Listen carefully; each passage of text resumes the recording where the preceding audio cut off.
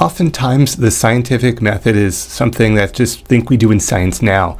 It doesn't really lead to big theories. However, that's wrong, because when we look at the atomic theories developed for the structure of the atom, they were actually using the scientific methods. Even though we define it now as kind of key steps, it's something that's been going on for a very long time and able to reach very large theories. So we're going to dive in a little bit to the atomic theories developed and show you how it relates to the scientific method on this DeBacco University video.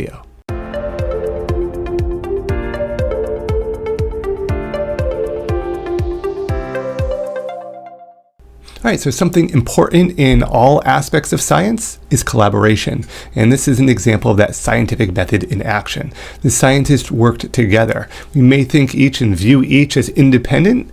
We give them each their credit for what they developed, but they were working in a collaborative environment.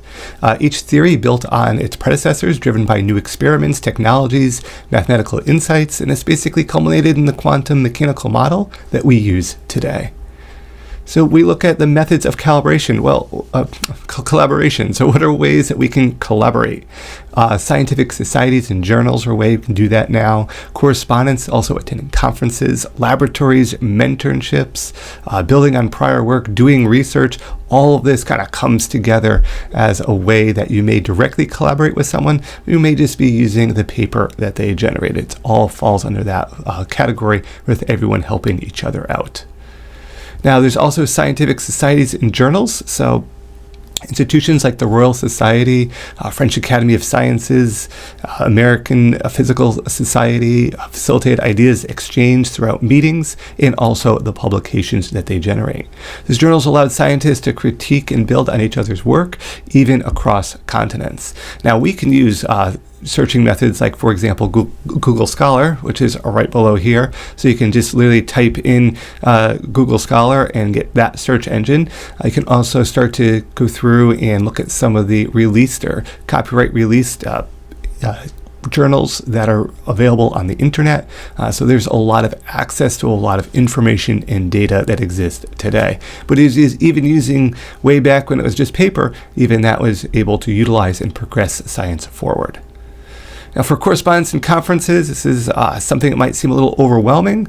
If you look at kind of the poster projects and the keynote speakers and all the scientists in the areas, but originally letters were the primary collaboration tool.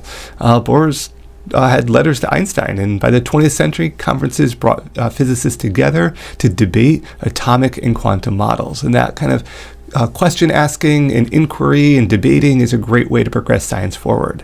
Many specialized conferences occur that can often be attended for a fee. So if you're interested in something really specific, this could be a great way where you could start to dabble in and see what some of the latest scientific research is being done. Laboratories and mentorships, so labs like the Cavendish Lab in Cambridge, Bohr's Copenhagen Institution were collaborative hubs for mentors such as Rutherford and Bohr that help guide students. Teams share equipment, designed experiments, publish joint papers, bounce ideas off each other. There's many science programs that are offered at various labs that offer some hands-on experience. So just so you can see if this is something you're of interest in, to get some actual exposure in the lab, then you can really determine, is this something that I really want to go through and pursue going forward? And with any scientific research, we all want to kind of come up with our own ideas and our own theories, but we're always building on prior work. Scientists rarely work in isolation. They cite and critique predecessors' theories, Rutherford disproving Thomson's model, Bohr refining Rutherford's model, and also finding experimental anomalies. The gold foil experiment is a great example of that.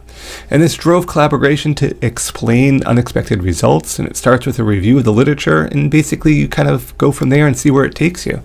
Got the picture of the tree here because each ring each year builds on the previous year. That's kind of what science does.